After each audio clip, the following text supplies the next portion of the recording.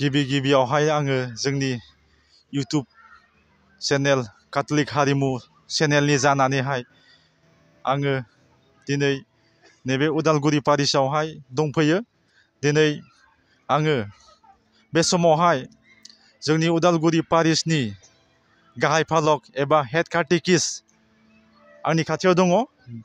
बिथांनिफ्राय दिनैहाय आङो नैबे उदालगुरि पारिसआवहाय जानो गोनां जिथुनाखि गल्डेन जुबुलि, बे गल्डेन जुबुलिनि सोमोन्दै आङो जोंनि मिसननि हेड फालक बिथांनियावहाय आङो फंनैसो नोंथांमोननि सिगाङावहाय गासैनिबो रायजो राजानि सिगाङावहाय गुवारै बे सभानि सोमोन्दै बुंफोरनानै होनो थाखाय आङो खावलायनाय जाबाय।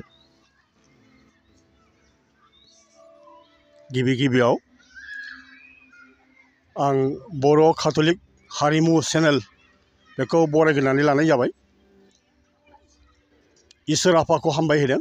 आं दिनै जोंनि उदालगुरि पारिसनि सोमोन्दै फंनैसो बे नोंथांमोननि चेनेलनि गेजेरजों बुंनो मोननायखाय आफा इसोरखौ हामबाय होयो।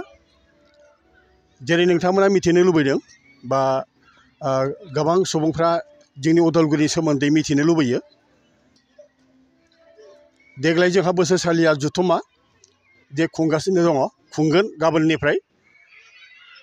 गाबोन 8 थारिख बेलासि 3 बाजिनिफ्राय इयुथ सेंग्रा सिख्लाफ्रा ज' फैगोन।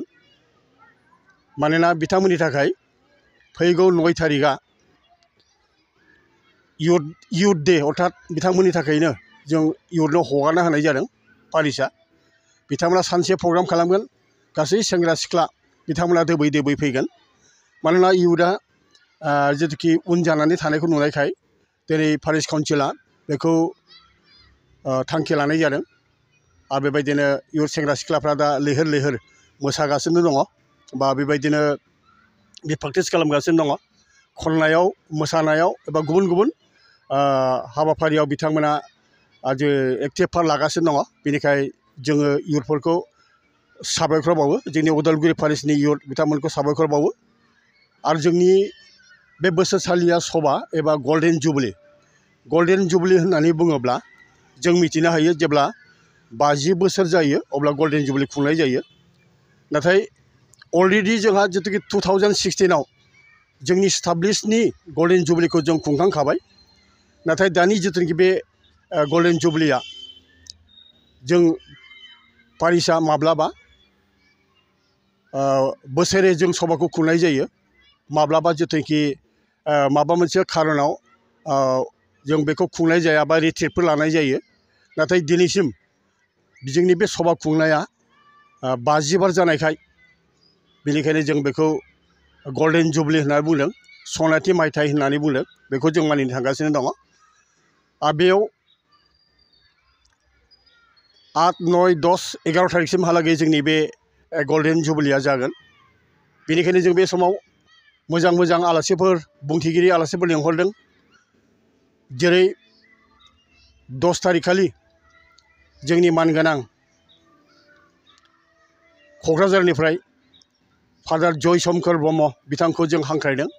बिथाङा फैगौ 10 थारिखनि 10टा बाजिनिफ्राय अर्थात 10 बाजि समनिफ्राय बिथाङा बोसोन लाखिगोन।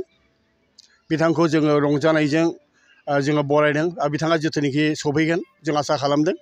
आरो बिथाङा बिराद उदालगुरियाव फैनो मोननायखाय खुसि होननानै फकास खालामदों। आरो बेजोंनो लोगोसे बेलासियाव 2टायाव दङ जोंहा आगोलनि फादार सेबास्टियान आयुलकन्डेल, जायहा बिथाङा बर' भाषा रावआव एक्सपार्ट, बिराद मोजां बर' बुंनो हायो। बिथाङा जोंनि उदालगुरि पारिसआव 10-11 बोसोर दंमोन जोंजों लोगोसे। दा बिथाङा बेनिफ्राय अरुणाचल हालामाव बिथाङा खामानि मावहैदों। जिर' होननानै पारिसआव मा होनो जोंनि उदालगुरिनिफ्राय बिथाङा जिर'आव थांदों। जिर'आव बिथाङा बिदिनो थानानै आरो बे जिर'निफ्राय बिथाङा जिथुनाखि इटानगराव हरजादोंमोन। आरो इटानगरनिफ्राय बिथाङा दा सेपायाव हरजादोंमोन। सेपानिफ्राय दा बिथाङा जिथुनाखि दा सिजुसा पारिसआव दङ। बेनिखाय बिथाङाबो मोजां बिबुंथि लाखिगोन जों आसा खालामदों मानोना बिथाङा बिराद एक्सपिरियेन्सनि फादार बिथाङा साउथनि नाथाय बिथाङा बर' भाषाखौ क्लियारलि बुंनो हायो बेनिखायनो जोङो इसोर आफाखौ साबायखर बावदों बिथांखौ मोननायखाय बेजोंनो लोगोसे बेलासि 10 बाजिनि 10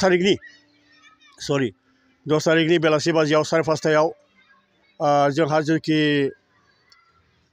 मा होनो इउकारि प्रसेसन दङ बिनि सिगां जोंनि मानगोनां बिशप स्वामी माइकेल आकाशिष टप्प बिथाङा फैगोन बिथांखौ जों वेलकाम खालामगोन 3:30 बाजियाव आरो बिनि उनाव 5:30 जोंहा इउकारि प्रसेसन दङ आरो बेबायदिनो आराधना दङ आरो अखानायै जोंहा जिथुनाखि जे गल्डेन जुबलि सेलेब्रेसनखौ खुंगोन मानगोनां बिशप माइकेल आकाशिष टप्प बिथाङा आरो बिथांजों लोगोसे जोंनि थाखानाय दानि पारिश प्रिस्ट फादार दानियेल मार्डि पारिश प्रिस्ट बिथां लोगोसे जोंहा एसिस्टेन्ट फादार नाथालियान मसाहारि बिथांमोना जिथुखि जोंनि पारिशखौ मोजां जोथोन लागासिनो दङ बिथांमोनजों लोगोसे गोबां आलासि फादारफोर फैनानै जोंनि बे हाबाफारियाव बाहागो लाफैगोन बिनिखाय जों बेखौ लामा नायनानै दङ आरो बे इनायनि गिदिर मोनसे प्रग्राम जागोन मानोना जायफ्रा उदालगुरि पारिशखौ जोथोन लाबोबाय बोराय एबा बुरि जाबोबाय 70 बोसोर बारबाय अर्थात 70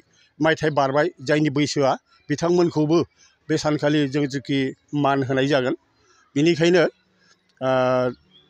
गासैबो गामिनि प्रसारकफोरखौ मानगोनां प्रसारकफोरखौ जोंनि मानगोनां पारिश काउन्सिल बिथांमोना खावलायदों आरो बेबायदिनो लिस्टखौ होफैनो थाखाय बुंदों आरो बेबायदिनो सोरबा सोरबा दा लिस्टखौ होफैबाय आरो बेबायदिनो गोनां बाथ्राफोरखौ जोङो जेखि बे प्रग्रामनि गेजेरजों मोननो हागोन बे जोंनि मोनसे रंजानायनि बाथ्रा आरो गल्डेन जुबलिया बारे बारे जाया बेनिखाय बे गल्डेन जुबलियाव गासैबो अनजिराफोरखौ जोंनि काथलिक फोथायारिफोरखौ जोंनि बे सेलेब्रेसनखौ नायनो थाखाय आं गासैखौ खावलायदों आरो जोंनि जिथुखि पारिशखौ दैदेनग्रा जेरै फादार सानै दङ आरो बेबायदिनो जोंहा 2 कनभेन्ट दङ जेरै सेन्ट एग्नेस कनभेन्ट MSMAC कंग्रेगेशननि आरो बेजों लोगोसे जोंहा FMA कंग्रेगेशननि सिस्टारफोर दङ अक्जिलियाम कलेजनि दा बिथांमोना जोंजों कपारेट खालामो आरो अराय बिथांमोना जोंजों लोगोसे दङ आरो जोंनि पारिशनि आन्दाराव बिथांमोना